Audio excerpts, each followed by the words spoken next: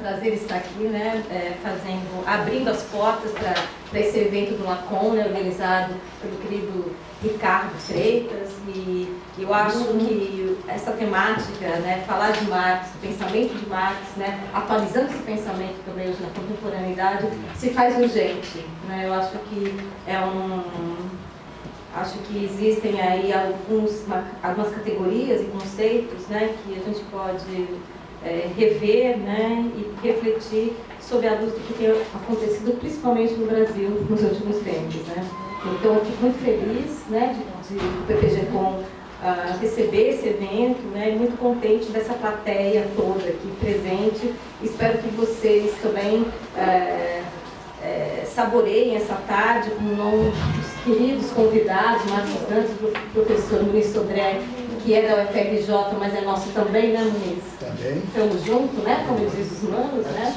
E a excelente pesquisadora Alessandra Aldeia também aqui da nossa casa, né, que vem trabalhando em comunicação e política há muito tempo. Então, quero agradecer a presença de todos vocês, muito obrigada pelos convidados terem aceito o convite, e obrigada, Ricardo, por essa tarde excelente aqui, possibilidade de a gente debater essa temática, né? Nós temos 3 ilustres colegas, pesquisadores reconhecidos no Brasil, né?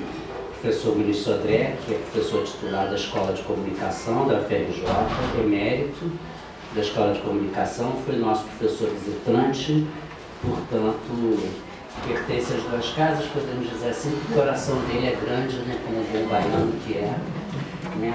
Professor Marcos Dantas, professor titular também da Escola de Comunicação, da UFRJ, que é o professor que eu tenho referência pelos meus alunos que fazem a disciplina deles, é só elogios, morrem de medo, que perigoso parece, ter que ler vários textos de uma semana para outra sempre, né? Mas eles gostam de emoção.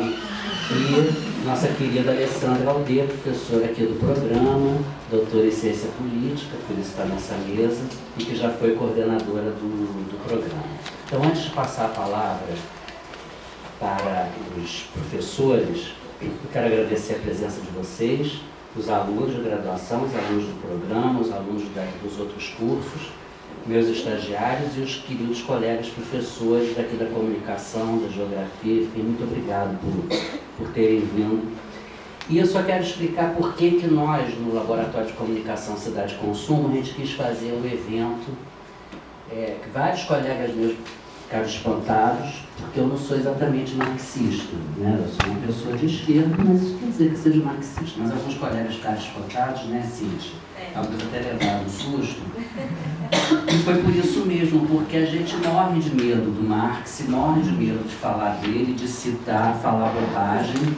E muitas vezes a gente não dá a devida importância de uma obra que é super valorizada nas demais áreas de ciências humanas, né, e sociais, e que a gente, por receio ou por achar que já não cabe mais, a gente não aborda. E eu tenho certeza que mais do que nunca é necessário revisitá-lo. Assim como tenho certeza que a gente não pode abandonar os clássicos, apesar de eu ser um pesquisador que trabalha muito mais com o contemporâneo, mas a gente não pode abandonar os clássicos achando que está ultrapassado, como eu ouvi recentemente de uma colega minha que ria quando eu citei o fato social do Durkheim, que não entendeu que é atual. Então, esse enigma, esse mistério que passa por um autor tão famoso assim é o que nos interessa aqui, e daí trazer 3 pessoas que eu sei que vão ter falas complementares e que são da comunicação, que é essa interface que para nós é muito complicada muitas vezes, né, de deixar claro qual o diálogo do Marx com a comunicação, especialmente com essa contemporânea, né?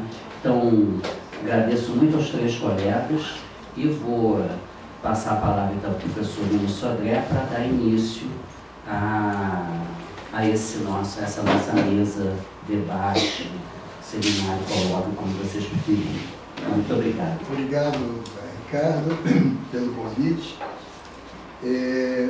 Nós somos 3 na mesa, não vai ser longo, mas eu quero expor aqui 2 aspectos que eu julgo que são importantes na conexão que se pretende fazer entre a teoria marxiana e a comunicação. Então, o primeiro aspecto, dois aspectos. O primeiro aspecto diz respeito à configuração atual das tecnologias da comunicação, ou mídia. E mais concretamente, eu estou me referindo a uma pressuposição que é relativa à montagem de dispositivos de comunicação e informação nas tecnodemocracias ocidentais. E, para mim, o que é que isso implica? Implica, antes de mais nada, explicitar as relações do capitalismo financeiro com a magia da tecnologia eletrônica e da mídia. Essa magia, que para mim é indutora de novas formas de vida, formas de vida que são homólogas ao deslocamento da dominância do controle social, quer dizer, dos antigos mecanismos visíveis dos aparelhos de Estado, para a codificação generalizada da existência, que é a comunicação. Eu chamo de comunicação a esse código generalizado da existência hoje. Então, realmente, do modo como se apresenta na materialidade social, a materialidade social da comunicação é a mídia corporativa, a publicidade, o marketing, são as redes digitais. Eu diria que a comunicação é outra face, é um outro rosto da racionalidade neoliberal, da racionalidade do neoliberalismo, que se define também como um conjunto de discursos, um conjunto de práticas, um conjunto de dispositivos que determinam um novo modo de governo dos homens de acordo com o princípio universal da concorrência. Ora, isso se dá hoje no âmbito da financiarização do mundo, no âmbito do capitalismo financeiro. Portanto, se dá no âmbito de um novo modo de gerir riqueza e de um novo modo de acumular capital. Então, vejam só, o fato é o seguinte, então eu vou partir desse primeiro tópico, é que capitalismo financeiro e comunicação constituem nesse mundo globalizado que estamos vivendo um par indissolúvel. Capitalismo financeiro e comunicação são duas faces de uma moeda. Porque o capitalismo contemporâneo é ao mesmo tempo financeiro e midiático. Quer dizer o seguinte, financiarização e mediatização são as duas faces de uma moeda chamada sociedade neoliberal avançada. Essa mesma sociedade a que se vem a ponto o prefixo pós. Aí se bota pós para tudo, pós-industrialismo, pós-modernidade, pós para tudo. Há quem prefira contornar essa expressão que eu usei, financiarização, ou capitalismo financeiro. E há quem prefira indicar, portanto, aí entra Marx, a categoria de capital fictício. Essa categoria capital fictício é trabalhada por Marx, terceiro livro do Capital. Acabou de sair, aliás, uma boa edição, acho que é do W80. É o terceiro volume do Capital. O capital fictício é, para mim, a chave para a compreensão correta do fenômeno e tomando como argumento de base o fato de que a categoria capital fictício, que é uma categoria marxista, é um aprofundamento da lógica capitalista de se apropriar da mais-valia, ainda que essa mais-valia não seja extraída diretamente da força de trabalho. Então, vejam só, a título de maior clarificação, lembrar o seguinte, que o capital comporta frações distintas, e essas frações oscilam em termos de correlação de forças. Por exemplo, capital produtivo. Capital produtivo é aquela fração do capital que gera riquezas, riquezas palpáveis, riquezas tangíveis. É o capital produtivo que movimenta a cadeia da produção e assim movimenta o PIB, movimento do Produto Interno Bruto. Outra fração do capital é o capital financeiro. O capital financeiro é a troca, uma troca não produtiva, diferentemente do primeiro, à base de títulos de crédito, esse fenômeno que nós conhecemos aqui como securitização, Esse capital, portanto, é um capital de empréstimo.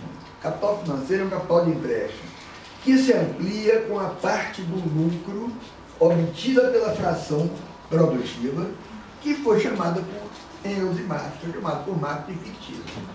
Fictício por quê? Porque, de fato, esse capital é uma ficção. Esse capital é uma imagem. É a imagem de um capital que não foi efetivamente realizado. Isso é o capital fictício. O capital fictício é uma imagem. Ora,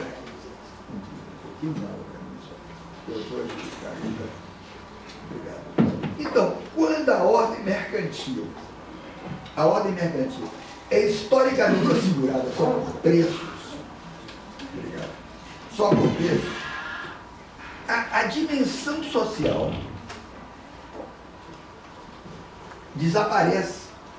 A dimensão social se eclipsa em benefício exclusivo do mercado, quando só temos preços. Então, a economia de mercado é a grande ficção de uma esfera separada do Estado, que corresponde à lógica do capital organizador, da lei social. A lei do capital que organiza a sociedade, que organiza o social. O capital é a lei estrutural, o capital é uma lei, a lei estrutural do valor que organiza o mundo, que organiza o social. Então, a economia de mercado, portanto, é essa grande ficção. E ela equivale à generalização da economia política.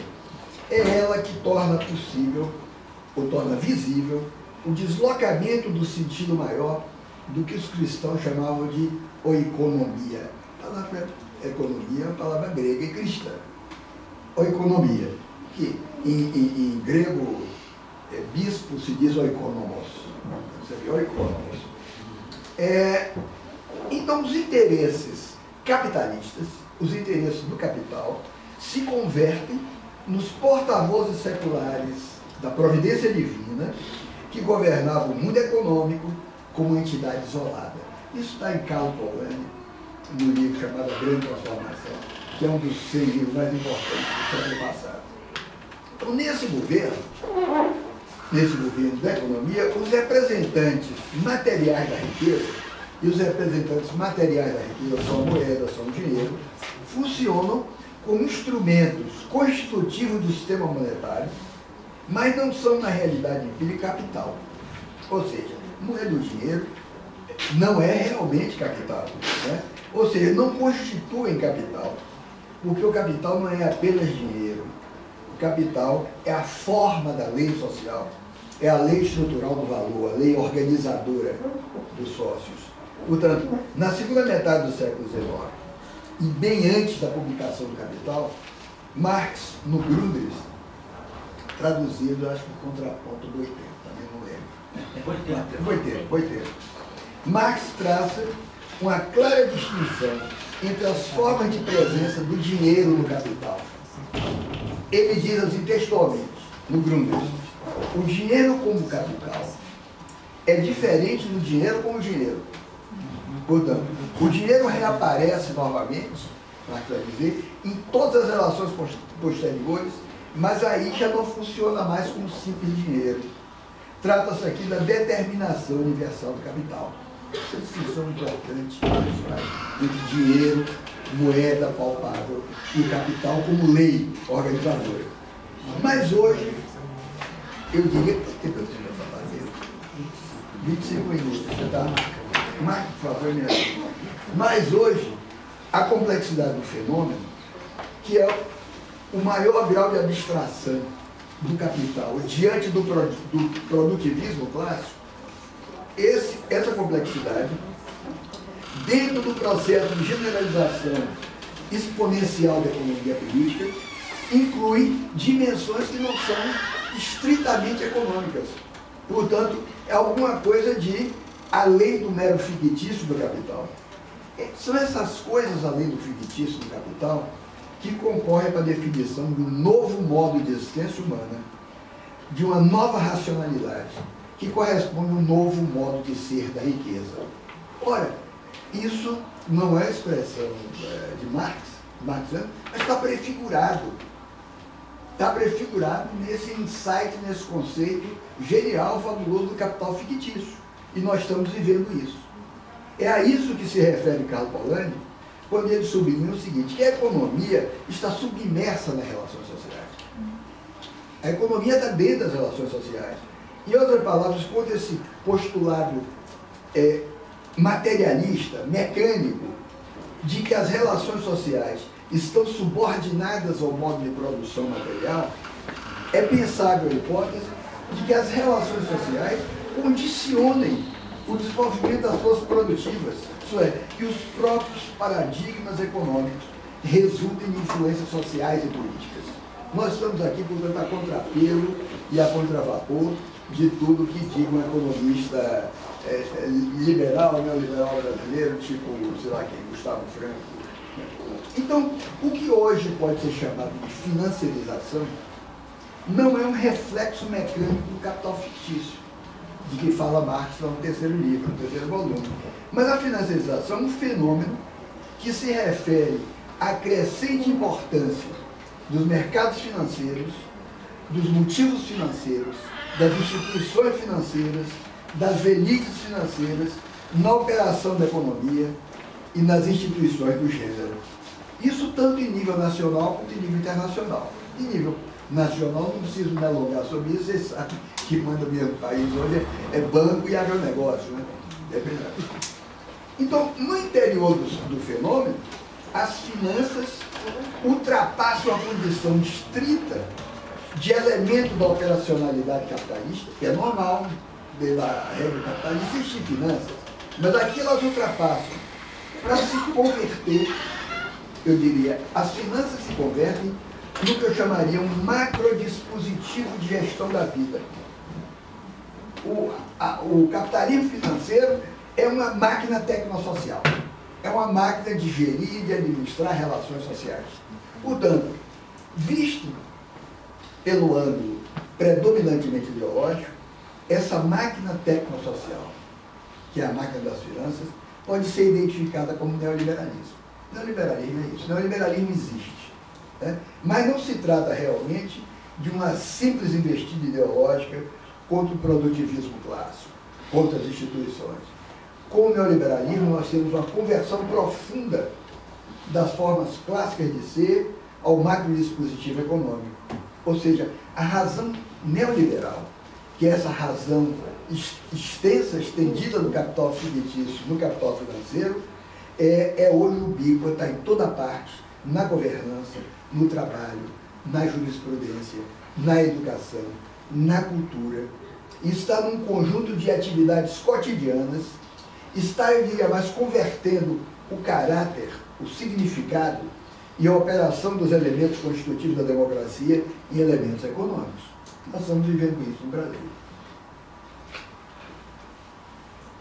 Na verdade, essa conversão reducionista já comparecia teoricamente na análise marxista da sociedade, quando se subordina a diversidade das questões sociais ao plano econômico, em que se confrontavam a burguesia e a classe histórica, que é o proletariado. Burguesia e proletariado. O que o capitalismo financeiro vem evidenciar na prática, entretanto, é o seguinte, que economia, política e cultura são logicamente equivalentes na nova razão do mundo, que é a razão neoliberal. Em outros termos, a máquina tecnosocial, que é a máquina financeira, junto com a tecnologia da comunicação, equivale a uma economização radical da sociedade. Isso é a financiarização. É como se a economia falasse sozinha, como se a moeda falasse sozinha, como se o dinheiro falasse sozinho. Isso é capaz de atrair por vórtice dela, como um redemoinho, é capaz de atrair por vórtice, de transformar tanto antigas instituições liberais como práticas e costumes. Ora, então, o capital fictício, ou se referir à financiarização, requer o concurso historicamente inédito da comunicação e da informação. Ela não há sem a comunicação e sem a informação. Se antes a comunicação e a informação, digamos assim, sob a égide da sociedade produtivista, podiam ser analisadas como despesa extra do capital, era uma despesa ao lado extra do capital.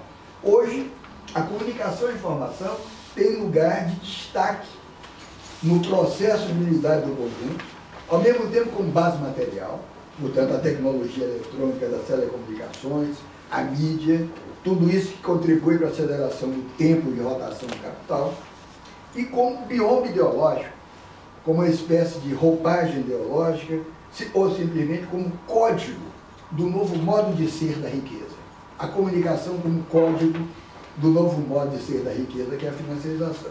Então, na análise estritamente sistêmica, o dinheiro pode ser tomado como código da economia. O dinheiro como código da economia. Mas o código do financismo neoliberal é a comunicação. Esse é o primeiro tópico. Esse tópico, eu diria, é plenamente prefigurado por Marx com a categoria de capital fictício. Segundo tópico, que não tem a ver diretamente com o primeiro, tem a ver diretamente, que é a questão da informação pública do jornalismo. Eu acho que isso aí está plenamente num certo Marx. Porque, atualmente, nós temos pensadores, um deles bastante amigo nosso, que é o Gianni Vattimo. Gianni Vattimo, o norte-americano Richard Hort, que já morreu, ele reitera nos livros dele, nos artigos, nas conferências, uma presumida função fortemente esclarecedora da comunidade por parte do jornal, parte do jornalismo. É verdade que eles agem a contrapelo de uma determinada tradução intelectual, eu diria, de desprezo, ou pelo menos de atitudes ambíguas frente ao jornalismo. E esse desprezo de atitudes ambíguas é plenamente de Marx. Marx vivia de jornal, vivia de jornalismo, mas ele tinha um certo desprezo pelo jornalismo. Marx, você sabe, atuou como jornalista por problemas econômicos, ele só vivia duro, todo mundo sabe disso.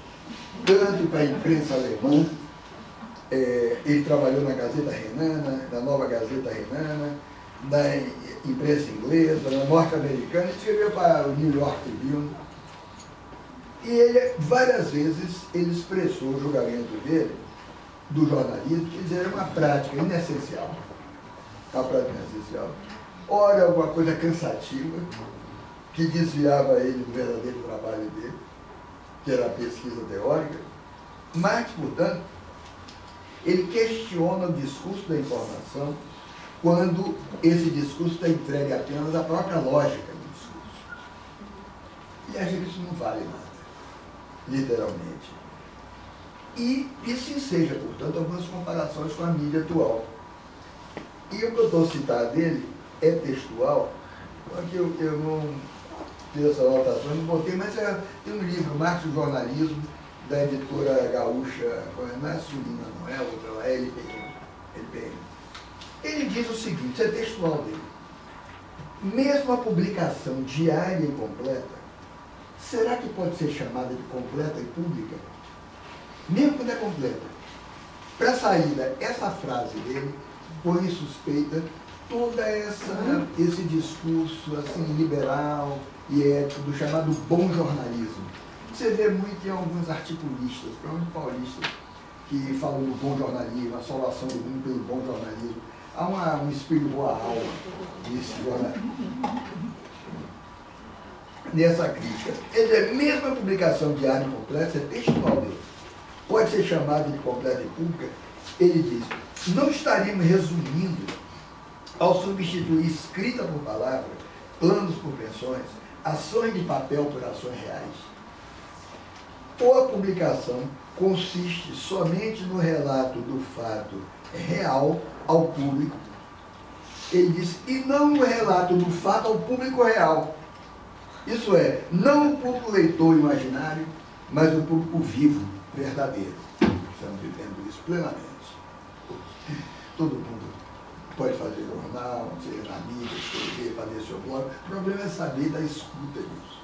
O problema é saber se há público real para isso. E público real não é apenas escutar, é converter isso para um espaço público que não existe, que está se desfazendo. Então, eu levaria aqui em consideração que o pensamento de Marx, voltado para a transformação do mundo, voltado para a instauração da nova ordem humana, e é atualíssimo nesse sentido, tem nada velho para isso, implicava uma ruptura com todo um modo de pensar hegemônico, logo implicava uma ruptura com o senso comum, que estava espelhado na prática de imprensa corrente. Então vejam só que grande parte dos textos de Marx, os textos jornalísticos e de crítica social, e os textos dele não é efetivamente jornalísticos, quando ele juntava a opinião fortemente documentada e análise, se inspirava em matéria de jornais, inspirava muito em matéria de jornais. O Manifesto do Partido Comunista é um exemplar texto para ser lido por todo e qualquer jornalista, exemplar em termos de redação, de argumentação e de clareza.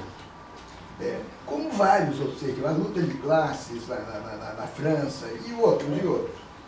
Mas grande parte além disso, digamos, os textos mais contundentes e os textos mais polêmicos de Marx, eu estou citando aqui o Manifesto do Partido Comunista, são atravessados por uma retórica jornalística. Por isso que eu disse que ele é ambíguo nessa coisa com o jornalismo. E não se trata só de Marx. As análises de Gramsci também, que foram profundamente antenadas com os tópicos da época de Gramsci, são atravessados pelo jornalismo, no sentido elevado, no sentido iluminista do termo que você possa dar ao jornalismo.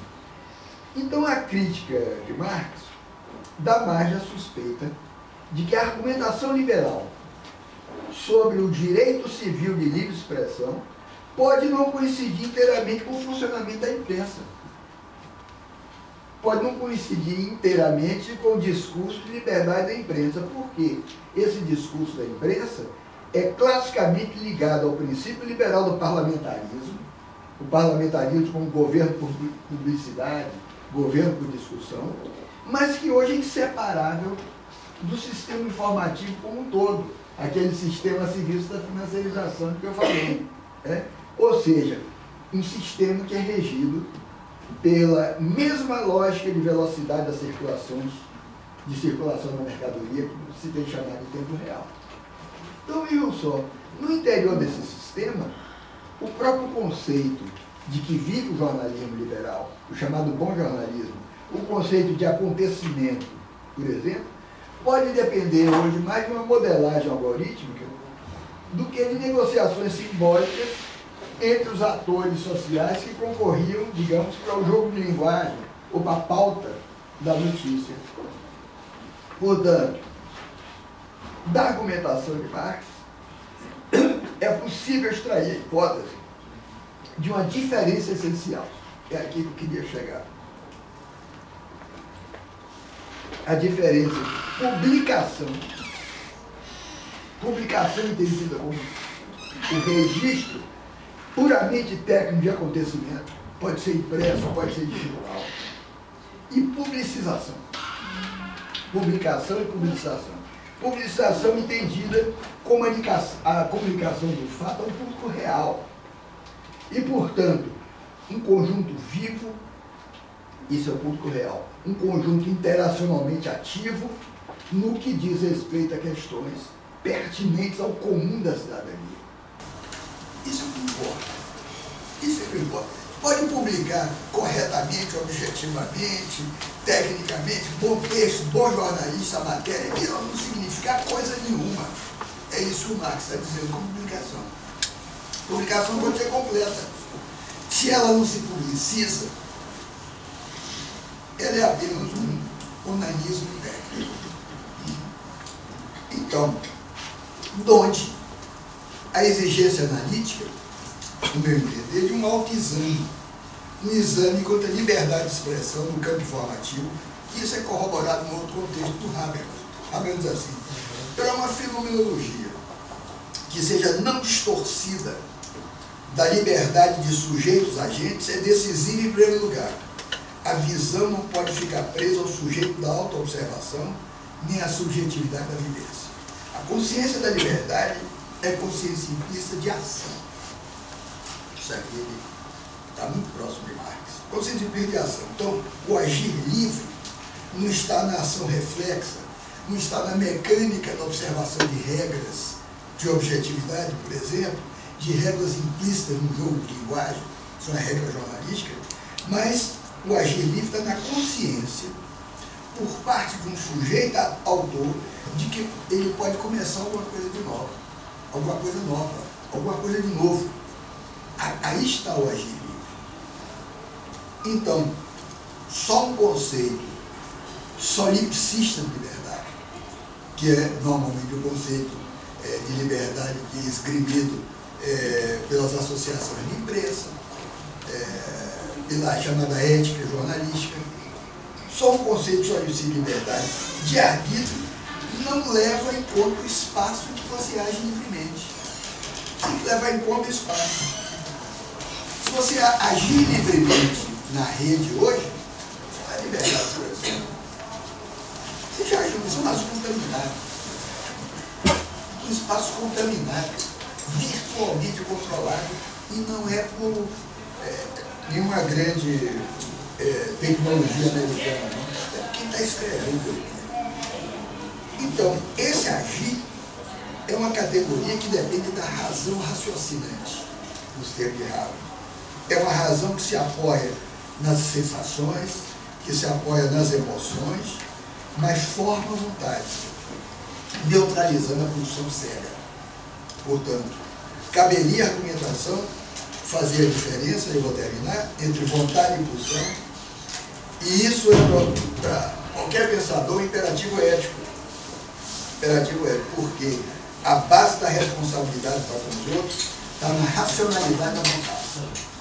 A responsabilidade para com os outros está na vontade de você ser racional. Então, termino dizendo, o espaço público dos argumentos tem de ser considerado na elaboração de um conceito não solipsista de liberdade. Ora, vejam só, são dois momentos de Marx, um momento macro, um momento, eu diria, menor, do jornalismo, mas se vocês perceberem, eles se tocam, e Marx nunca fez, não é um autor de profecias, mas é um autor de prefigurações. Então eu diria que a sociedade eletrônica da financiarização está prefigurada em Marx. Obrigado.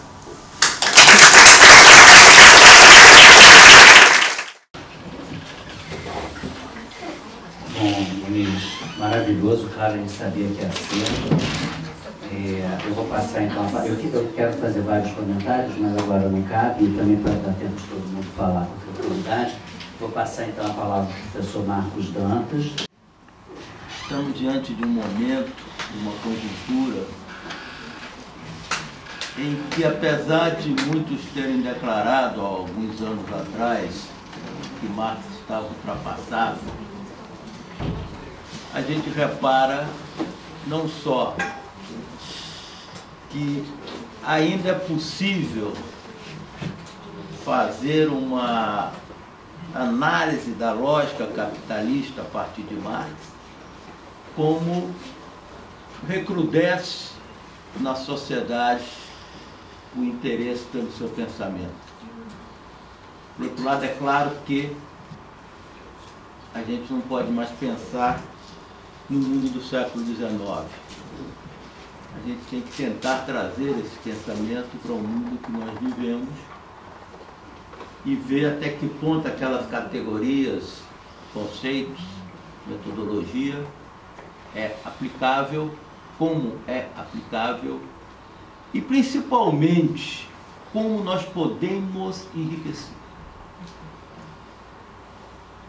Quando falamos de comunicação é muito interessante, porque o grosso do pensamento marxista ou marxiano é muito centrado no processo produtivo, é muito centrado no processo de produção de valor e da famosa mais-valia ou mais-valor, e toda uma outra dimensão que já estava em Marx sobre as comunicações quase não aparece. No entanto, vivemos hoje, e o Muniz nos explicou isso muito bem, num mundo em que as comunicações, no sentido vulgar que a gente entende essa palavra, são hegemônicas. No mundo do espetáculo, no mundo do entretenimento. E aí, se eu fico pensando naquele processo produtivo de valor na indústria têxtil, como ela era no século XIX, fica difícil explicar o mundo que a gente vive hoje a partir do capital e a partir do pensamento do Marx. Mas se eu começo a fazer umas leituras aonde ele abria portas, mas não tinha no século XIX como explorá-las, talvez eu comece a chegar a um conjunto de respostas sobre a sociedade em que vivemos. E o que eu pretendo trazer aqui para vocês é exatamente alguma dessas leituras. A gente tem aqui 20, 25 minutos para falar, não dá para ser muito extenso, mas eu vou pegar um conceito pouco explorado, entre os que têm explorado mais do ponto recentemente, talvez de Harvard, que é a relação econômica fundamental que existe do tempo e do espaço. Todo processo capitalista de acumulação,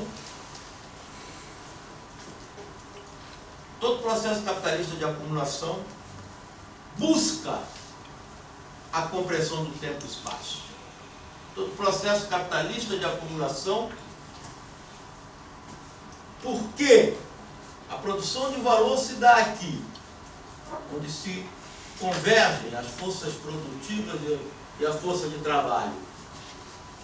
Mas enquanto este valor não é realizado, ele está produzido, mas a mercadoria não está vendida, esses fatores não podem ser pagos e a mais-valia gerada aqui pode ser corroída.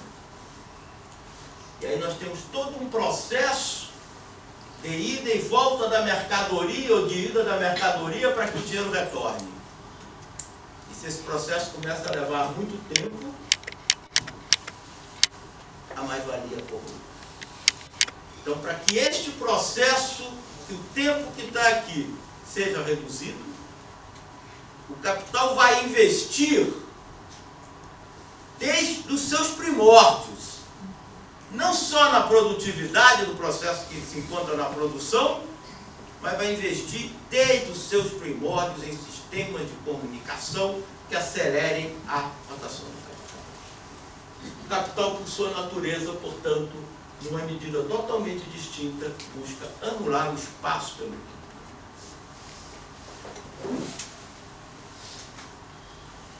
Ou, como dizem os burgueses, taísmo.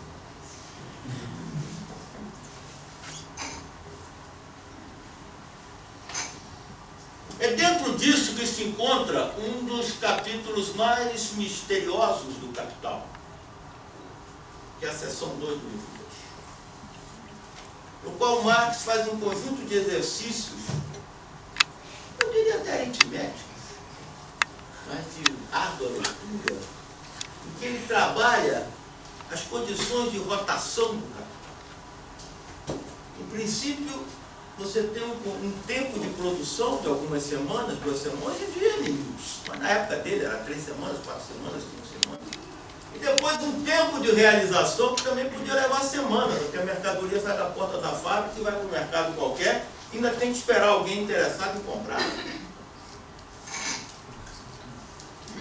Enquanto esse tempo está passando, o capitalista não está deixando de pagar o salário semanal. E o dinheiro ainda não retornou.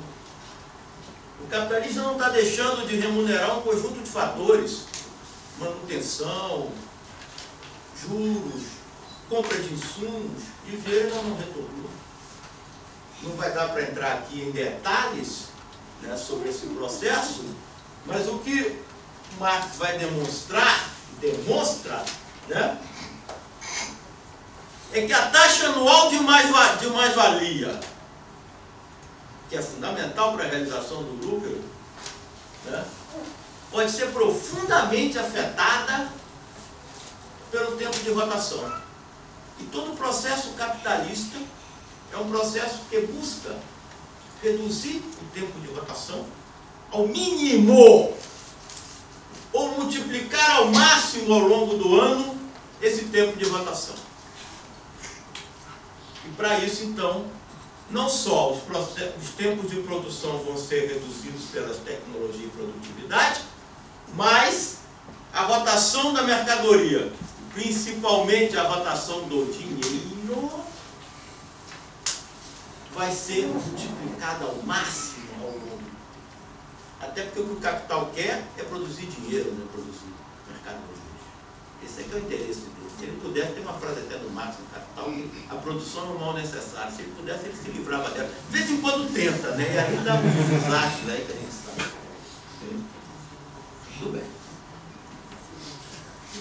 Então, é acelerar o tempo de rotação, é multiplicar a rotação por ano, sobretudo a do dinheiro, é que vai ser a busca do capital já no século XIX, e que ela vai se acelerar cada vez mais no século XX, na medida em que o sistema começa a investir nas tecnologias de transmissão e comunicação de informação.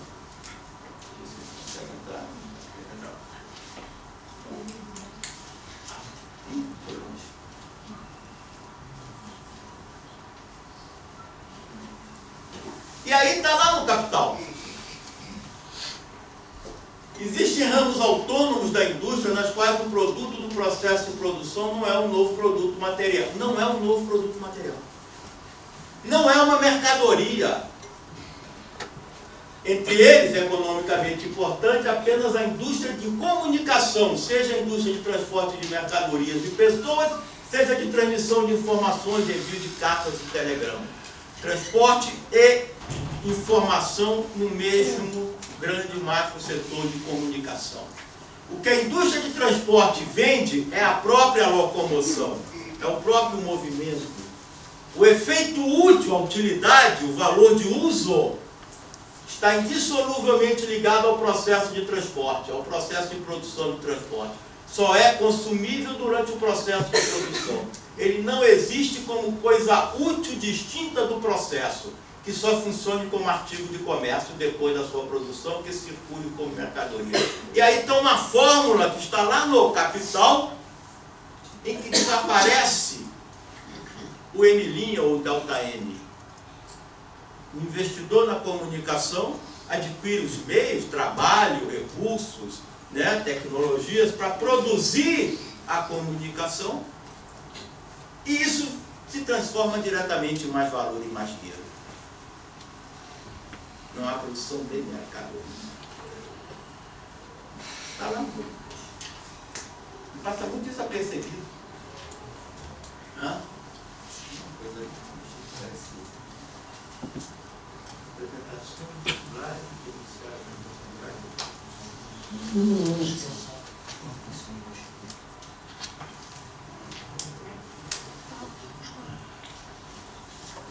bem,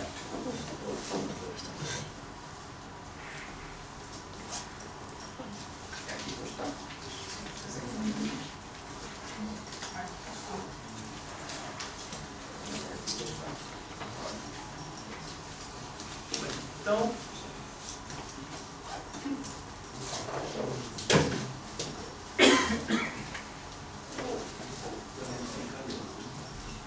ok. Então, a fórmula de comunicações, como eu estava falando, é um processo produtivo que gera diretamente mais dinheiro. Tá? Agora, é verdade que no seu tempo, século XIX, Marx não aprofundou muito isso. Nos grundristas a gente encontra até umas especulações de como é que se gerava valor aqui. Mas o Marx não é muito conclusivo a respeito dessas especulações, tá? Mas nos deixa aqui uma bela dica para começar a entender todo o processo de desenvolvimento dessas tecnologias e da indústria que se constrói em cima delas de produção de mais dinheiro. Então o que a gente está vendo no início, que o capital vai investir nessas tecnologias desde o céu. E começa com telégrafo. Depois vem telefone, vem radiodifusão, etc, etc.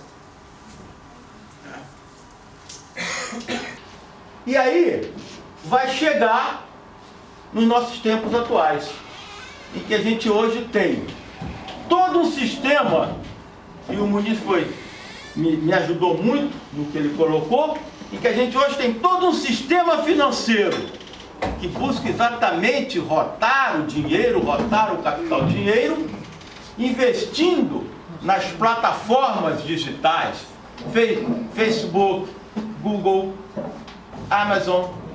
A gente olhar a estrutura de capital de todas elas é só capital financeiro, que estão voltadas exatamente para acelerar no máximo possível o tempo de rotação do dinheiro. A gente faz qualquer negócio numa plataforma dessa, compra qualquer coisa, vê um anúncio, o que for, imediatamente o dinheiro já circulou. Aí eu posso comprar um livro, uma roupa, ou o que for numa plataforma dessa, ou pagar um hotel para tirar umas férias, e meu dinheiro já foi. As férias é daqui a uma semana, daqui a um ano, daqui a um mês. O livro ainda vou esperar mais uma semana para receber, mas o dinheiro já está falando.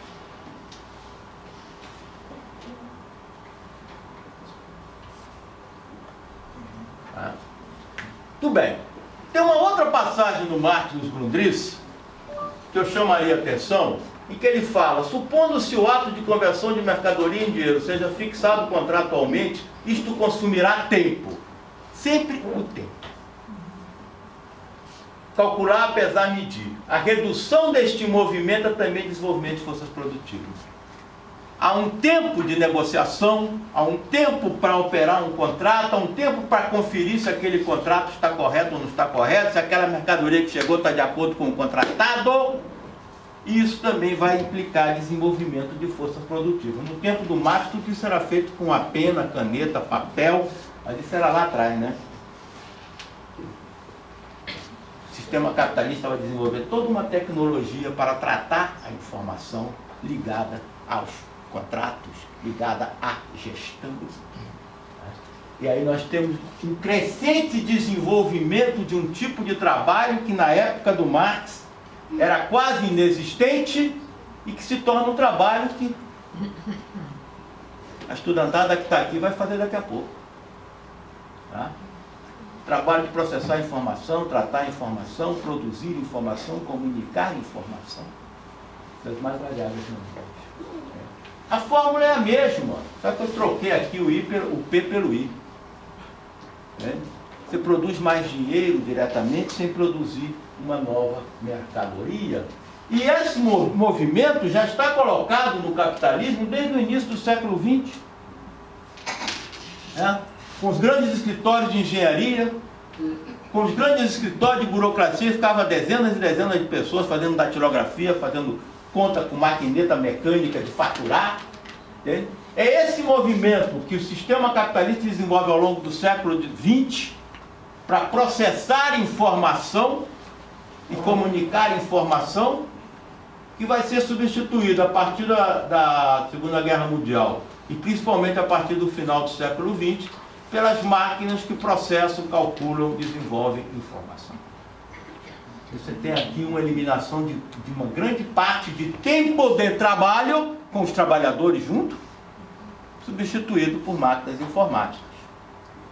E agora, hoje eu estava lendo no jornal que tem uma empresa que está desenvolvendo um sistema em que as câmeras, num campo de futebol, Muniz, as câmeras registram as imagens, algoritmos processam as imagens, e depois aquelas imagens são selecionadas como os melhores momentos, e esses melhores momentos então vão para os smartphones ou para as telas de televisão da audiência. Ou seja, você está eliminando aí o diretor de TV, o cameraman, um bando de outros trabalhadores, substituindo isso por algoritmos. Só vão sobrar aqueles trabalhadores que sabem fazer algoritmo.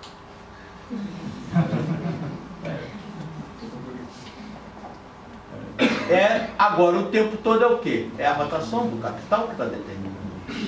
Entende? Agora, esse campo aqui, nós vamos ter que falar isso claramente.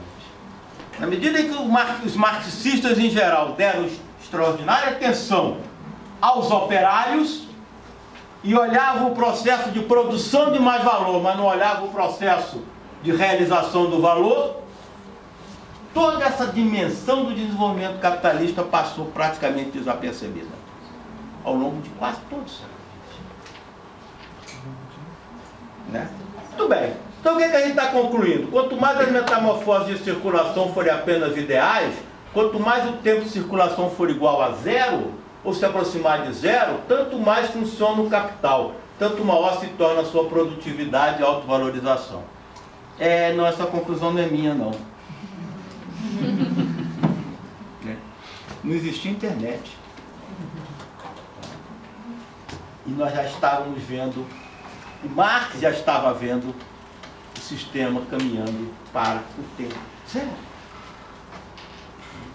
Quando eu estiver no meu tempo, faltando 5 pro 0, que eu vou até onde der, mas eu queria praticamente mostrar como lá no Capital, ou no Grundrisse, a gente já encontra os fundamentos para tentar entender a sociedade que nós estamos vivendo hoje. Agora nós temos que desenvolver esses fundamentos, claro, porque lá naquela época o Marx foi até onde ele podia ir, até onde devia ir. Ele estava na época do telégrafo. Nós estamos hoje na época da internet. Onde é que nós vamos avançar isso aí? O Harvey, por exemplo, diz muito bem que se eu tenho um tempo de giro de produção altamente acelerado, eu tenho também que ter um tempo de giro de consumo altamente acelerado. Então aquilo que eu consumo hoje eu tenho que descartar amanhã para consumir de novo. E é nisto que vai se desenvolver, né, as indústrias da informação e aquilo que o Debord vai chamar de sociedade do espetáculo. Isso aqui é o mapa da telegrafia no final do século XIX. Uma mensagem podia sair da Índia até a Inglaterra em 5 horas pelo sistema de telégrafo. Sem o sistema de telégrafo levaria meses de navio e coisa e tal. Agora você imagina um empresário na Inglaterra recebendo um telégrafo da Índia, que a sua mercadoria já foi vendida, e podendo chegar no banqueiro: olha, minha mercadoria já está vendida, as barras de ouro já estão vindo aí. O que isso não dava a ele um poder de barganha na hora de negociar juros? Né? O telégrafo tinha os seus limitações, e a partir do início do século XX, o sistema vai desenvolver novas tecnologias, entre elas, muito importante, o rádio. Só que o rádio não servia para o comércio, porque era uma tecnologia que todo mundo falava, todo mundo escutava. Como é que eu vou fazer negócio com todo mundo falando, todo mundo escutando? E é num processo que não dá para entrar em detalhes aqui, mas está claro, tem alta literatura a respeito, que o sistema capitalista vai descobrir que o rádio tinha uma outra funcionalidade muito interessante, que era a funcionalidade da publicidade. E para que a publicidade? Acelerar a rotação. E o rádio tinha essa finalidade. E aí vai começar a se desenvolver todo um sistema radiofônico para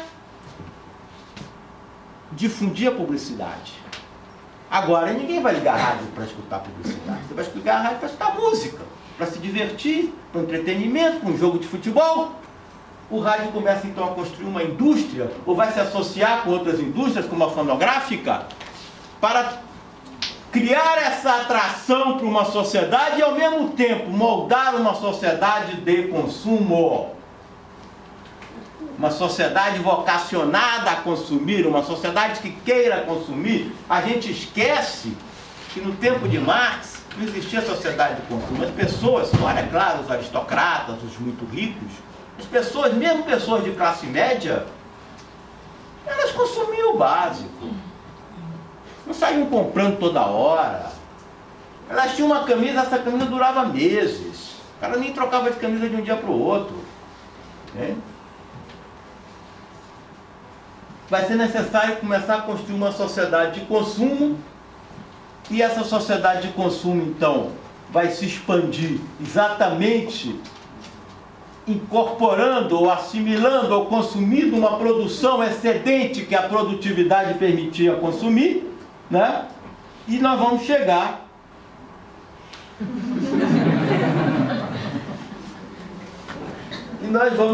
então, né, ao mundo que nós vivemos hoje, o mundo da estética da mercadoria. Estética da mercadoria, qual é a definição de mercadoria em Marx? É um objeto externo que satisfaz as propriedades, as necessidades humanas de qualquer natureza. A natureza dessas necessidades, se originam do estômago ou da fantasia, não altera a coisa. A gente não quer só comida, a gente também quer diversão e arte. Então também já estava lá em Marx que a mercadoria não é só aquilo que vai atender a sua necessidade básica. Não. O brinco, o batom, a roupa bonita, o som, o quadro, as necessidades da fantasia humana também são mercadejáveis. Tá?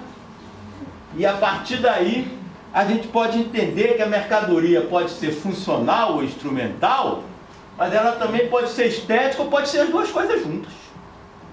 Tá? E vamos ter um conceito em Marx que é muito importante para entender o mundo de hoje, que é o conceito de valor de uso. Mas é importante para entender este mundo de hoje distinguir o valor de uso que o Marx via, que era aquele valor de uso que ele usa muitas vezes essa expressão no Capital, aniquilável. Né? A comida é aniquilável, você compra, acabou. A roupa, dali a pouco, ela também vai se desgastar. Né? As máquinas se desgastam, mas tem uma mercadoria que Marx não trata dela, que é aquela mercadoria semiótica, essencialmente estética, que no tempo do Marx não era mercadoria. A música, o teatro, o romance, isso não era mercadoria. Quem vivia disso, vivia um pouco à margem ali, vivia na base do mecenas, né? Tinha que escrever em jornal, né, para depois poder fazer o que eu quero fazer, entende? Então, para esse tipo de mercadoria que eventualmente nem se extingue, essa aqui se extingue. Mas a filosofia de Aristóteles a gente lê até hoje, como a de Marx do século XIX. Tá? Então, essa aqui vai se reproduzindo, não importa o suporte. E as tecnologias vão sendo desenvolvidas para dar suporte a um produto cujo valor de uso necessariamente não se extingue com o seu uso. Tá? Aqui nós estamos tratando de um bem, como dizem os economistas, de rendimentos decrescentes. Aqui nós estamos tratando de um bem de rendimento crescente. Isso vai criar muitos problemas que a gente eventualmente não vai poder tratar aqui, ou poderá tratar ao longo da conversa, né? Para a própria economia política, inclusive para a economia política marxista. E também para os economistas neoclássicos, que não têm categorias para tratar aqui. Muito bem. Então, o sistema, como eu já vinha dizendo, eu vou tentar avançar só um pouquinho para tentar chegar a uma conclusão. O sistema começa a ter que criar uma sociedade capaz de consumir o seu excedente e chegamos na sociedade do espetáculo na qual nós vivemos. Aquela que o Debord já descreveu há 50 anos atrás, um livro que continua atualíssimo e que é de total inspiração e categorização marxiana. Mas, como disse Anselmo Jacques, o Debord é ao mesmo tempo o último marxista e o primeiro pós-marxista. E ele é que vai então dizer que nós vivemos numa sociedade, no mundo do espetáculo, aquela etapa superior do mundo da mercadoria. E a gente percebe, por exemplo, só para citar dois espetáculos que a gente tem muita ligação com ele, até que o Rio de Janeiro se envolveu, o Comitê Olímpico fatura quase 4 bilhões de dólares num ciclo olímpico. A FIFA faturou 5 bilhões de dólares na Copa do Brasil. E agora nessa da Rússia faturou mais de 6 bilhões de dólares. Faturou como? Faturou, claro, vendendo anúncios vendendo espaço publicitário, vendendo cotas para as televisões, né? E por sua vez, quem está pagando? Quem está pagando o anúncio da cerveja? Alguém fabricou a cerveja. Alguém fabricou a garrafa, alguém fabricou o líquido, alguém compra. Quem está pagando a camisa da Nike? Alguém fabricou a camisa. Né? Então você tem aí uma produção material que acaba gerando todo esse lucro. Agora, essa produção material que também paga o salário do Neymar, do Messi, etc. e tal, né? Para que eles anunciem o quê? Para que eles produzam uma subjetividade social voltada para o consumo. Uma subjetividade social voltada para o espetáculo. Uma subjetividade social que queira comprar a camisa da Nike, seja amarela, seja azul, mas que queira comprar a camisa da Nike, não importa. Então você passa a ter uma sociedade que cada vez mais, né, o espetáculo, e aqui eu vou, só para concluir, para não ocupar muito espaço, eu vou só querer chegar neste ponto para... Deixa eu ver onde é que nós estamos, está aqui, deixa eu ver. Para que a gente... não, mas aqui tem um detalhe muito interessante. Só que 2 pontinhos, aí eu peço um pouquinho de paciência para vocês.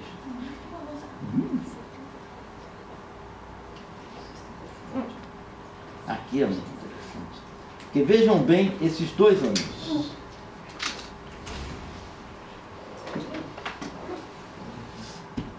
As mercadorias do século XIX se diferenciavam basicamente pelo preço. Não havia muita diferença formal. Mas hoje, alguém anuncia um carro como uma obra de arte numa parede de museu. Alguém anuncia... Olha, isso aqui é uma privada. Está aqui. Não se trata de um desenho se elege que seja único. Aquele princípio da obra de arte, da unicidade, é uma privada. Então você vê o processo de estetização da mercadoria, que não é mais vendida pelo seu valor de uso funcional, mas sim pelo seu valor de uso estético, pelo que ela representa para os consumidores. Haveria muito o que falar sobre a questão da segmentação dos mercados, sobre a questão da distinção que o Bourdieu tratou de uma forma magnífica no livro chamado A Distinção, né? Mas o tempo não vai nos permitir, mas eu não poderia deixar de mostrar a que ponto chega o processo de estetização da mercadoria. E aí, então, para concluir por agora, depois, se for o caso, a gente aprofunda um pouco mais, só para que a gente relaxe. Aqui está até o Gemerson falando da estetização da mercadoria. E só para concluir, então, mostrando isso de uma forma bem sistêmica, que esse espetáculo tem que chegar na casa de cada um. Né? Me dá um trabalho fazer esse negócio, porque toda hora tem que substituir o centroavante aqui por outro. Segue líder. Segue líder. Pois é. Toda hora. Agora vou botar um outro aí que já está indo embora. Mas observe que enquanto a gente pensa que está vendo aqui um jogo de futebol, né? A quantidade de marcas que estão nos penetrando no olho, que estão nos vendendo algo, que estão nos atraindo para o consumo. Então, o que eu queria deixar aqui registrado para início de conversa, né, é que esse desenvolvimento dos meios de comunicação, ou mídia como a gente chama, ele está profundamente enraizado numa lógica capitalista de acumulação. Ele começa lá atrás, com o capital pressionando a aceleração da rotação, a multiplicação da rotação do dinheiro, da rotação anual do dinheiro, né? E para isso precisando criar uma sociedade de consumidores, precisando criar todo um sistema que, claro, tem a sua vida própria, é investimento de muita grana, capital financeiro por trás disso. Todas as grandes corporações midiáticas são controladas pelo capital financeiro, tá? E nós aqui somos os consumidores e, de certa forma, também contribuímos ao assistir, ao digitar os nossos dados nos smartphones, mas é uma longa conversa que eu espero ter conseguido mais ou menos dizer o que eu gostaria de dizer. Muito obrigado a todas e todos.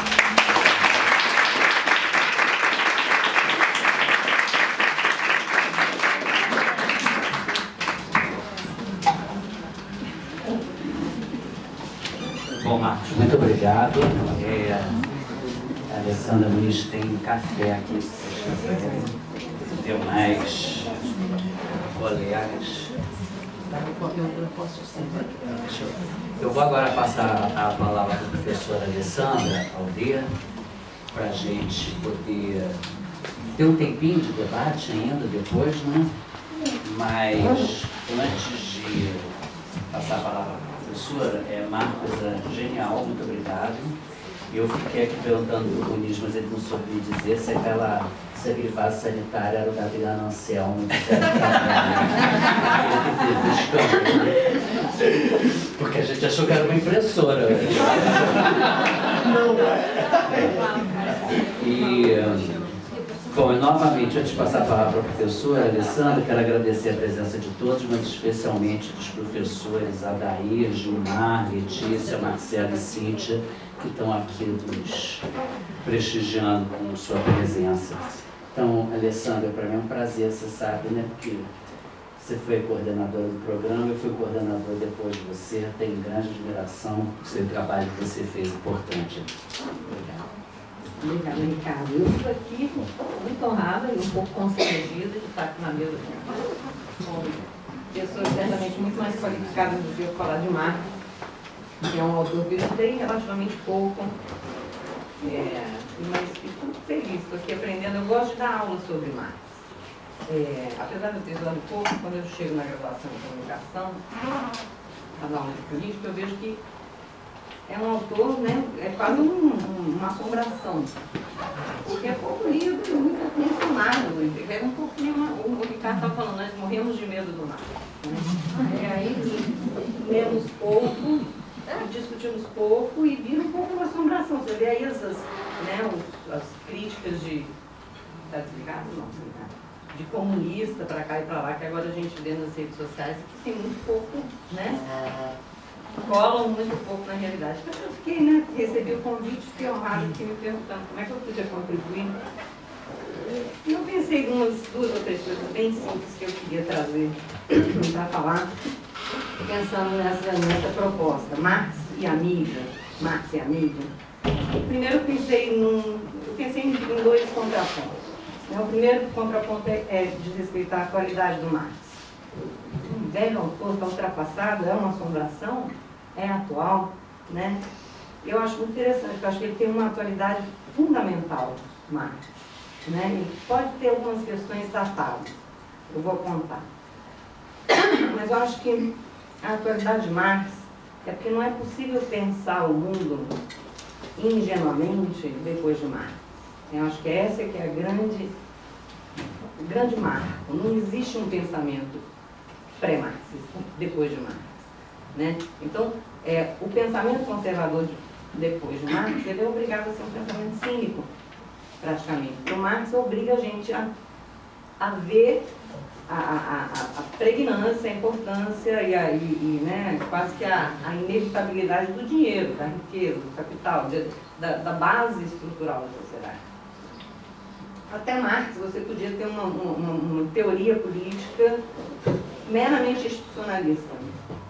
Vamos, né, pensar qual é a melhor Constituição, quais são as melhores leis e, né, toda vez que a gente acha que viu isso recentemente na ciência política brasileira, no tombo que os institucionalistas tomaram, né, quando teve o golpe da Dilma, o impeachment, todo mundo estudando as instituições há décadas, né, aí vem a realidade.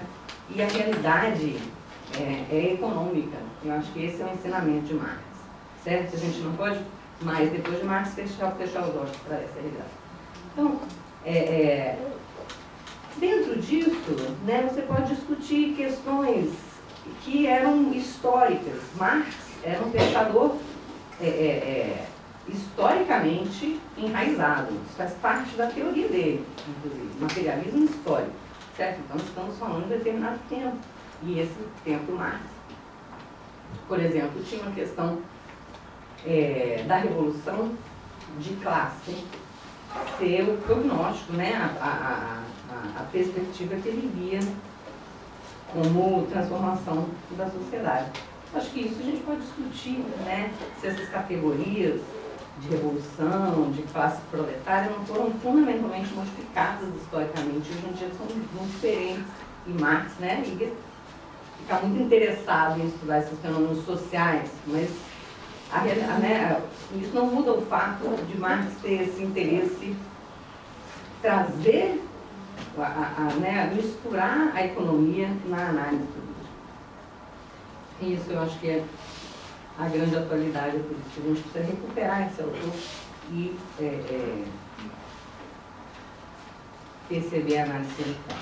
Aí, a partir disso, né, a questão da mídia.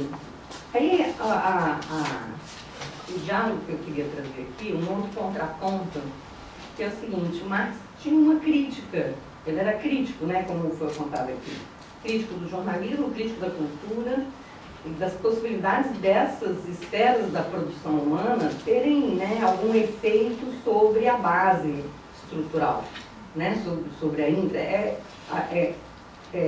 esses elementos, a cultura junto com o jornalismo, junto com o direito e a política e tudo mais, para Marx, são elementos superestruturais. São reflexos, ou seja, você não vai ter uma cultura livre numa sociedade burguesa. Então vai ter um direito igualitário, que produz igualdade, que produz justiça, dentro de uma sociedade desigual. Isso também é uma premissa muito básica para Marx. Então, é natural que Marx dedique. Primeiro, dedique pouco tempo, é um assunto menos relevante dentro da obra de Marx, certo? A questão da mídia e da comunicação, por uma questão de coerência, certo? Para Marx, elas são uma consequência. Por outro lado, Marx era um publicista furioso. E isso é interessante de você, né? Hoje o cara não é um crítico, e ao mesmo tempo estava lá, né? Furiosamente, porque ele escreve furiosamente não só no sentido da quantidade, certo? Da produção de Marx como jornalista, como o impulso é furioso. Ou seja, ele não está escrevendo ali para ganhar o trocado do dia a dia, certo? Ele está escrevendo ali para fazer uma diferença. Então, isso é quase contraditório. Como é que o cara, em teoria, está dizendo que isso não faz diferença, certo? E na prática, e aí é uma prática, né? As biografias são interessantes. Tem um livro que eu gosto, para sair das referências mais cultas, tem um livro que chama Rumo à Estação Finlândia, que é um conjunto de biografias dos marxistas e das suas histórias, do próprio Marx, e, né, a trajetória biográfica, os países de onde ele foi sendo expulso com essa militância comunista, os outros comunistas com quem ele interagiu e as divergências entre esses grupos de comunistas que na época proliferavam na Europa. E uma das partes que eu lembro é que tem uma hora que estão lá discutindo sobre a questão do espontaneísmo da Revolução. Se os proletários deixados a si mesmos, né, se eles não vão à consciência uma hora, né, aquela necessidade, a dureza da vida econômica, né, assim, justiça econômica, ela vai inevitavelmente levar os proletários à revolução. E esse espontaneísmo tem um caráter meio, como é que eu vou dizer, meio espontaneísta. Alguns desses comunistas não precisa, a própria marginalidade e necessidade do povo vai fazer eles chegarem à consciência. Aí Marx está por na parte na mesa, não, certo? Porque a ignorância não pode libertar ninguém. São todas só reflexo, superestrutura, qual é o sentido do próprio Marx e tantos certos comunistas militarem nessa frente. Aí, né, essa questão, né, essa pequena importância da indústria da cultura na obra de Marx tem os marxistas posteriores que vão tomar, né, de forma bastante coerente com o pensamento de Marx. Você tem toda a escola de Frankfurt, por exemplo, apontando para essa leitura mais clássica, certo? A cultura de massa, ela é um produto da classe burguesa interessada em divulgar seus valores e manter os proletários satisfeitos, certo? Com esse arranjo de coisas, né?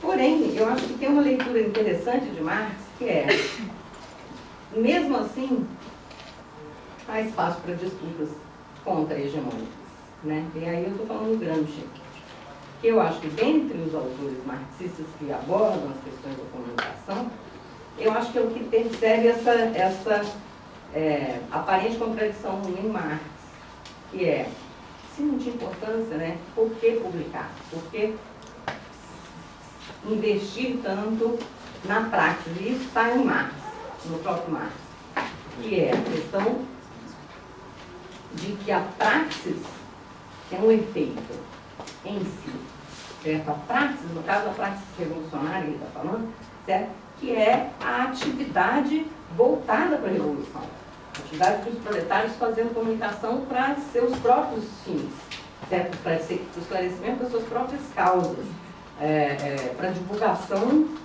dos seus problemas, ou seja, nas brechas daquilo que seria, né, a cultura, o direito, a política, a comunicação hegemônicas, construir possibilidades de aprendizado. Eu acho que para o Marx são possibilidades pedagógicas, certo? Possibilidades de atuação para mudança, mesmo dentro de uma estrutura capitalista.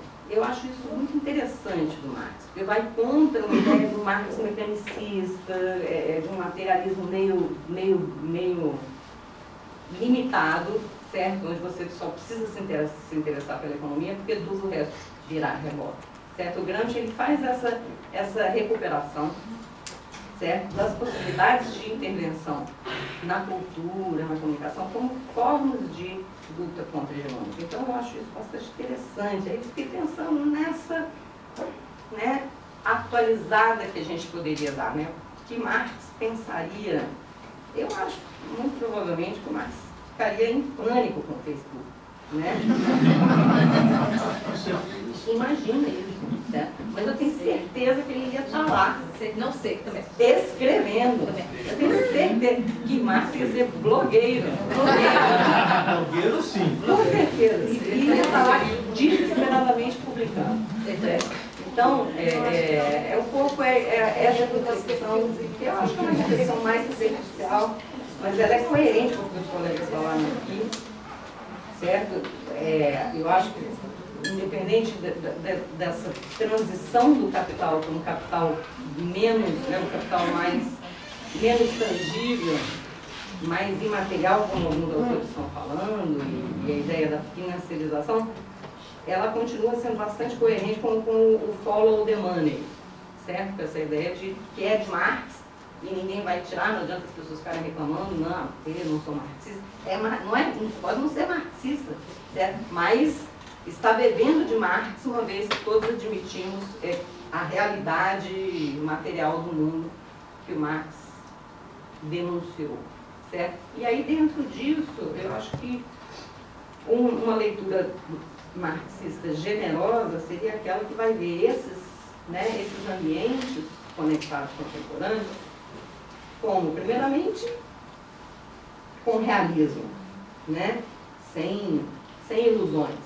Ou seja, se existe toda essa estrutura montada em cima de dinheiro, tem interesses muito poderosos aí, não é uma estrutura livre, neutra, fofa, em que todos estão agindo para o bem da humanidade, certo?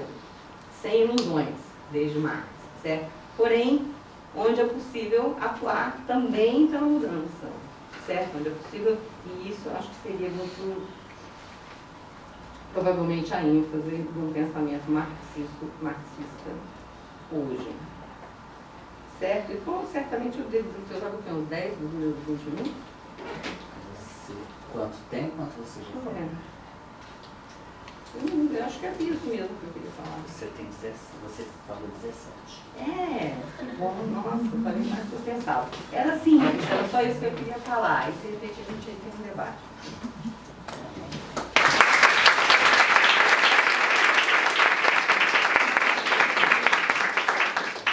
Bom, nós vamos passar o debate, mas eu gostaria de fazer alguns rapidíssimos comentários, quer dizer, agradecer muito aos 3 colegas que vieram, se propuseram e nos mostraram 3 visões da aplicação de Marx hoje, dessa atualização, né, da atualidade do Marx e de como também a gente pode atualizá-lo. Particularmente na fala do Muniz, quer dizer, eu adoraria, bom, primeiro eu adoraria ter 20% do conhecimento do Muniz, que foi meu professor quando eu tinha 20 e poucos anos, e eu tentei aprender, mas assim, não dá, né? Vamos combinar que esse desafio, então eu fico na admiração, amor eterno, carinho, né? Assim como eu tenho pelo Mafezolino, que foi meu orientador, quer dizer, eu tenho essas figuras fabulosas na minha história de estudante. Ontem alguém estava me dizendo que foi na fisioterapia, uma colega diz, a melhor coisa que tem é ser aluno. É claro que ela é uma senhora, né, assim, saudosista, porque efetivamente é a melhor coisa que tem, né? Quando o Muniz falou do capital produtivo e, sobretudo, da comunicação como código, dinheiro como código, eu me lembrei muito do pensamento do Jorge Simmel, que esse sim eu conheço bem melhor que o Marx, que na filosofia do dinheiro, apesar de ele não citar Marx, ele fala exatamente disso. Na verdade, ele, sem usar a expressão comunicação, ele diz que o dinheiro é o primeiro instrumento, efetivamente, de uma comunicação que tem como base, é claro, a lógica capitalista, né? E o Marcos, que deu efetivamente uma aula, quer dizer, o Muniz deu uma aula no estilo, o Marcos outro super didático e profundo, né? Falando sobre a comunicação, a circulação e rotação do capital, trazendo exemplos absolutamente concretos do telégrafo. Me lembrei do meu pai, aquele senhor português que veio da aldeia e que, quando serviu o exército, ele era o máximo no exército português porque ele sabia operar telégrafo, né, na década de 40. E que atualizou efetivamente esse pensamento para a gente. E a Alessandra, que a gente não combinou nada disso, fechou essa discussão, trazendo também algumas questões do jornalismo contemporâneo, mas como o Marcos falou, quer dizer, de todas essas produções midiáticas, né, que a gente faz e que a gente forma, uma parte da garotada que é aluno de comunicação, né, acho que aqui está bem misturado, de graduação e de pós também, mas a gente forma essa garotada para fazer isso. Quer dizer, claro que a gente não está aqui sofrendo de culpa, né? Não é isso, mas a gente tem essa consciência que a gente forma, por isso mesmo a gente tem que mostrar um lado crítico, um pouco mais severo às vezes, né? E eu sabia que essa mesa ia render bem, eu tinha certeza que os 200 anos do nascimento do Marx não era só uma desculpa para a gente trazer um pensamento mais denso, mais crítico para a área de comunicação, as áreas afins, especialmente geografia e ciências sociais, né? E ainda esse ano eu pretendo fazer um outro evento um pouco maior sobre os 100 anos do falecimento do Simmel, que é meu querido, né? Então, podemos passar para o debate, vocês fiquem à vontade, sempre rola uma timidez no início, mas não... Tá, nós somos muito comunicativos. Pode falar, por favor.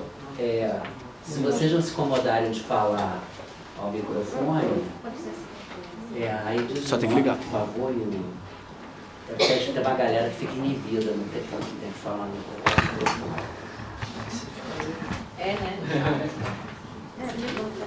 Boa tarde.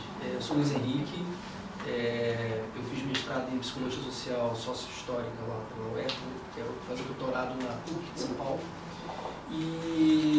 mas sou comunicador. E tem uma questão que alguns marxistas, jovens marxistas, Christian Fuchs, Jonathan Beller, eles têm levantado em polêmica com outros marxistas, em torno da literatura marxiana mesmo, quando se diz que o mercado da publicidade, o mercado do Facebook, por exemplo, ele não produz mais-valia. Ele se apropria da mais-valia que foi criada durante a produção, e a publicidade é só o lugar onde a mercadoria é oferecida. Esses autores, eles dizem que o Facebook é uma mercadoria, que ela oferece o valor de uso da sociabilidade. A sociabilidade ela é privatizada com o passar do tempo, e ela é oferecida mediante uma troca, que é o tempo, não só o tempo de atenção para consumir a publicidade, que é assim o consumo, consumir parte da mais-valia que está ali. A publicidade como era a televisão, onde a relação era passiva, onde eu sentava e assistia a televisão. Ele diz que, inclusive Marx, o professor citou aqui uma fala do Marx, que é um produto o valor de uso que se realiza durante a sua produção. Então, esses autores argumentam que o Facebook, as redes sociais, são plataformas publicitárias que são construídas pelos seus usuários. E eles recebem, em troca, uma pequena parte, que é efetivamente o usufruto da plataforma, o acesso a um nível de sociabilidade. Mas que a maior parte do valor gerado ali fica com o Facebook no formato de dados. Os dados não são fornecidos ao mercado publicitário. Os dados fornecem a capacidade de direcionamento da publicidade, e aí ele se torna uma plataforma publicitária superior a qualquer outra que já foi produzida. Mas que esse mercado de publicidade, esse espaço publicitário, ele é construído pelos usuários. E aí esses autores alegam que existe uma produção de mais-valia. Queria saber se vocês podiam comentar isso. Eu acho que a gente pode fazer uma rodada de 3 perguntas, assim, né? Pode ser? Por favor. Boa tarde, meu nome é Rudá, eu sou formado em jornalismo. É Rudá. Rudá. Rudá. Você não quer falar o microfone, apesar de ser jornalista. Tem microfone? Por isso que o colega de... Fechou.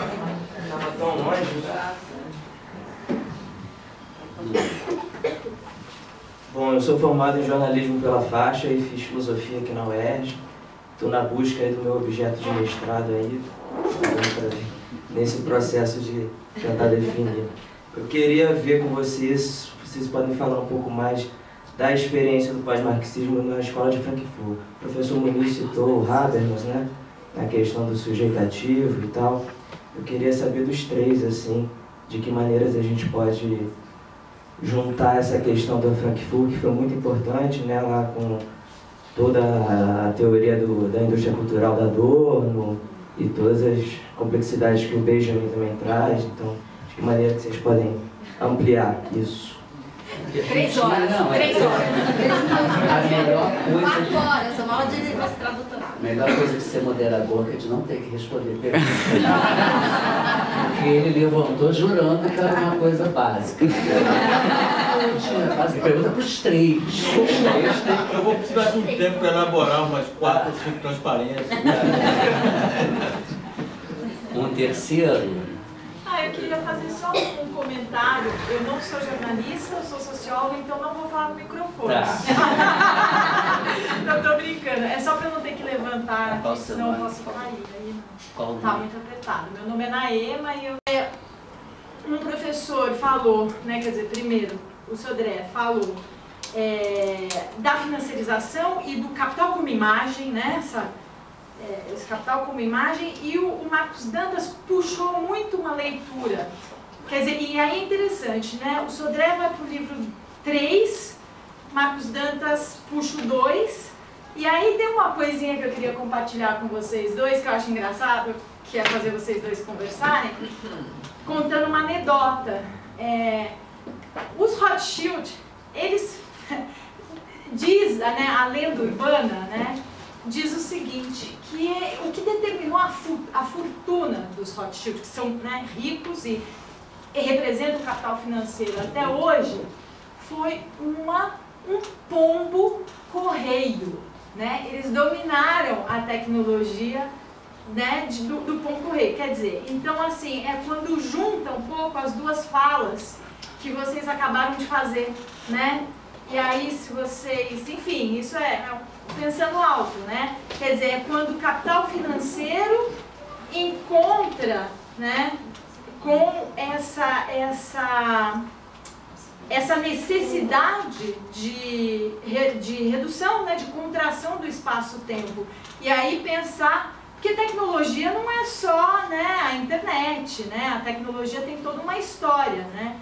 E a primeira tecnologia que une esses dois aspectos do capitalismo está ali no pombo correio. Aí depois vem os telégrafos, até chegar nessa, né, na comutação de pacotes que a gente tem na internet. Aí eu achei interessante a fala. É mais isso, assim, que eu... Obrigada. Obrigado. Obrigado, Naima. Vocês, então, podem perguntar o que quiserem. São obrigados os três a responder as perguntas. Olha, bom, depois responder. Eu acho que, na verdade, as três falas foram complementares, entrecruzadas. O Marcos foi bastante claro na exposição, se apoiou em texto. E a Alessandra foi questionadora, ela levantou uma coisa realmente interessante. Vou começar a responder. Se o Marcos estivesse hoje aqui, é uma especulação. Eu acho que ele ficaria em silêncio. Uau! Eu acho que ele ficaria em silêncio. Porque, preste atenção, o que eu falei dele com relação à publicação, à fala, diferente da publicação, leva uma distinção entre o que é uma fala transitiva e uma fala intransitiva.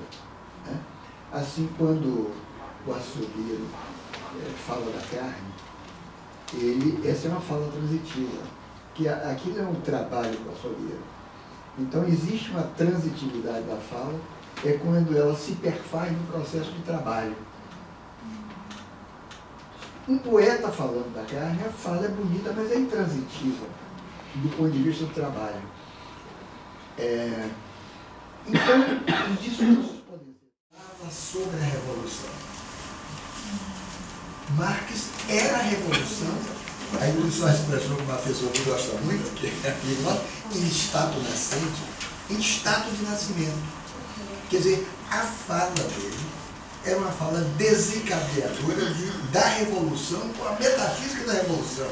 Não é reforma social, a Revolução. Por isso que ele era furioso escrevendo. Porque a ação dele era essa fúria. Era essa escrita que foi, nós vimos, disseminadora de ideia, foi criadora, foi motivadora de revolução. E depois acabou a metafísica da Revolução, mas foi ali que nasceu. Hoje não seria, possivelmente. A fala, leiam lá na Isaías, na Bíblia, que fala da fadiga das coisas, fadiga das palavras. Palavras já não significam tanto. Mas então, essa transitividade, no status, na condição de nascimento, da transformação do mundo pela palavra de um teórico, que distingue a fala de Marx, digamos, do discurso da esquerda, por exemplo. Marx também não era esquerdista. Porque o esquerdismo é o discurso sobre a Revolução. É diferente do discurso transitivo da Revolução. Totalmente diferente.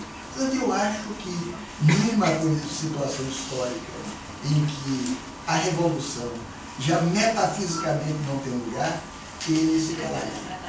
Ele ficaria em silêncio, como psicanalista-chave, ouvindo o cliente, eu não vou falar nada, deixa esse cara rolar sozinho, falar sozinho até ele descobrir alguma coisa. O silêncio é transformador. O silêncio pode ser também transformador, E esse silêncio vem de outra região dele, pensamento, que são os terreiros de Candomblé, onde os silêncios são muito significativos. Por isso que a questão da pomba,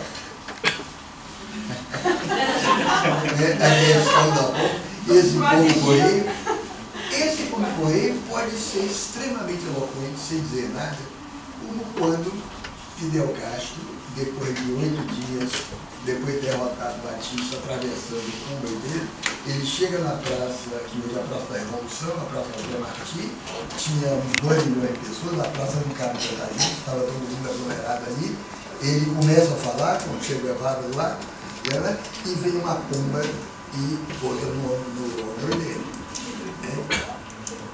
Essa é famosa, essa pomba. Ninguém sabe onde veio a pomba, mas a pomba em Cuba representa o Batalá. E Fidel Castro era o Batalá, era filho do Batalá. Então, você vê que até as pombas podem falar, podem ser significativas e presentes.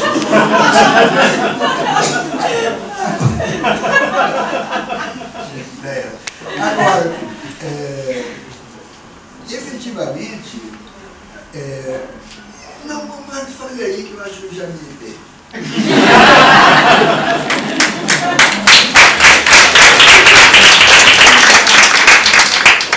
Eu já me esqueci.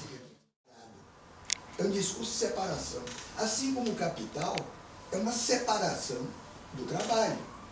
Quando você separa, quando você divide e se abstrai, isso que você separa e se abstrai vira lei. Então, o capital é a lei que permite a inserção na circulação do trabalho.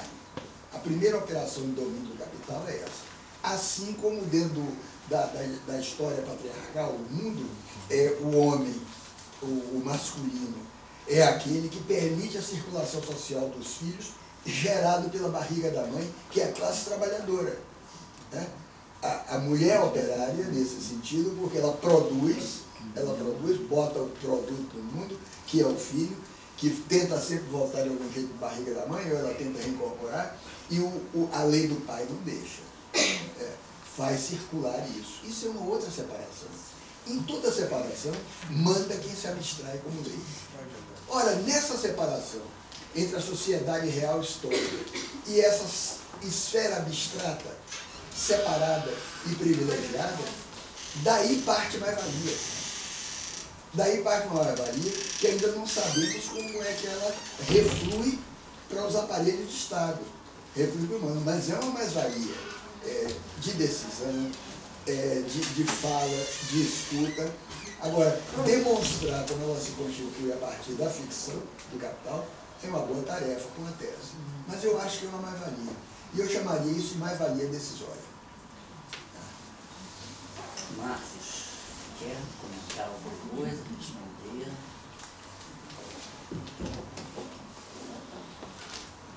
Ok. Meu caro Muniz, eu chamo isso de mais-valia 2.0. Muito bom. Acrescentou. Eu tenho, respondendo a primeira questão do Luiz Henrique, eu tenho alguns trabalhos e tenho continuado a escrever, vou sair mais um brevemente, exatamente sobre o processo de apropriação do trabalho nas plataformas tecnológicas, nas plataformas sociodigitais, como eu chamo. Na verdade, a partir do momento, nos anos 70, ou seja, do ponto de vista do tempo muito tanto tardiamente, em que alguns autores começaram a finalmente querer discutir o processo de produção de valor nas indústrias culturais, né? Dallas Smith, o Edward Schiller, o Liege e tantos outros, Salo, surgiu exatamente aquele problema de entender como é que se produz valor numa indústria que não parece gerar uma mercadoria. Onde é que está essa mercadoria? Daquela forma que eu expliquei ali no marketing. Onde é que está essa mercadoria? Como é que se produz valor aí? Porque riqueza é óbvio que produz. Alguém fica milionário, né? Os produtores de Hollywood ficam milionários, né? Os donos de jornais, de canais de TV. E onde é que sai isso? né? E uma das primeiras hipóteses que se levantou, que foi o Dallas Smiles, ainda nos anos 70, era de que a audiência da televisão, a audiência do rádio, ao mesmo tempo, ela constituía uma mercadoria que era oferecida pelo produtor da TV ou do rádio para as agências de publicidade, era trocada, fez o extraordinário manifesto comunista, ajudou a organizar o movimento dos trabalhadores, né? Mas não achou necessário para fazer tudo isso que ele tivesse que virar um operário. Né? E diria mais, aí é um ponto que é uma resposta difícil, mas acho que é um ponto que é uma resposta mais fácil. Porque em cima da internet criou-se toda uma ideologia que a internet era aquele espaço da liberdade humana, da autonomia, né? E que alguns chamam de ideologia californiana, né? Poderia ser identificado o socialismo. Você quer criar um espaço que você acredita na bondade humana, aí você vai organizar um falastério, vai organizar uma comunidade. Agora, se eu organizo uma comunidade na internet, eu estou fora do capitalismo. Queridos, eu adoraria continuar a discussão, porque eu sei que várias pessoas gostariam de fazer alguns comentários ou perguntas, mas infelizmente já são 18h13 e eu dou aula agora às 18 horas. O professor Gilmar acabou de sair, porque ele também vai dar aula.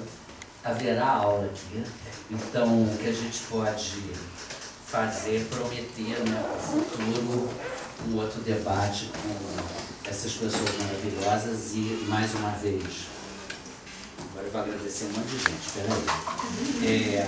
Mais uma vez agradecer agora, desculpa, eu vou mudar a ordem dos agradecimentos. Eu quero muito agradecer primeiramente ao professor Marcos Dantas, porque no primeiro convite, no primeiro e-mail, ele respondeu efusivamente que tinha gostado da ideia e que estaria muito feliz de estar aqui com essas pessoas. Era uma outra data, era antes da Copa do Mundo, e o Marcos foi o único que aceitou, apesar de ter convidado em cima da hora, porque era impossível. O Muniz estava fora do Brasil e a Alessandra estava com uma questão que eu não me lembro qual era. E o Roberto, que é meu doutorando, que ia moderar a mesa, podia, porque eu sou orientador, e disse para ele que tinha que... Desculpe a franqueza.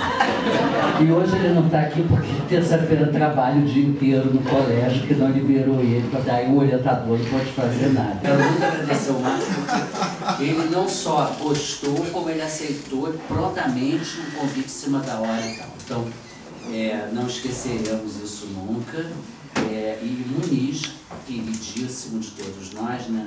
Professor amado aqui da UERJ, e de todo mundo que é da área de comunicação e das outras áreas afins também, claro.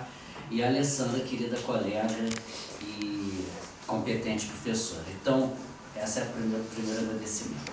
Eu quero agradecer muito também à equipe do LACOM, que é o laboratório que eu tenho orgulho de coordenar, porque, primeiro, que o laboratório é lindo, é afetivo, as pessoas são bacanas, mas efetivamente eu tenho um grupo em que só há um funcionário concursado, que é o Rafael Nassif, mas eu tenho um grupo de bolsistas, a começar pelo Fausto, que é um bolsista doutor, pela Ana Clara Camardella,